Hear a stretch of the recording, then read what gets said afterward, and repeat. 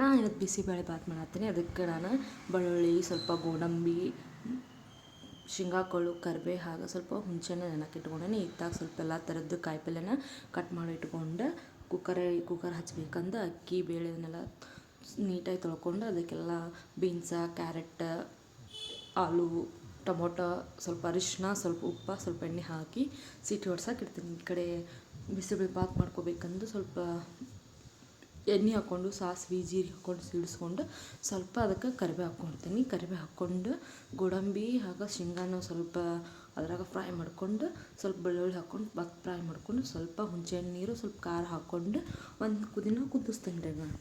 ಕುದಿಸಿದ ಮೇಲೆ ಬಿಸಿಬೇಳೆ ಬಾತ್ ಪೌಡ್ರ್ ಹಾಕ್ಕೊಂಡು ಕುದಿಸ್ಕೊಂಡು ಸ್ವಲ್ಪ ರುಚಿಗೆ ತಕ್ಕಷ್ಟು ಉಪ್ಪು ಹಾಕಿ ಸ್ವಲ್ಪ ಕುದಿಸ್ಕೊಂಡು ಇತ್ತಾಗ ಸೀಟಿ ಆಯ್ತು.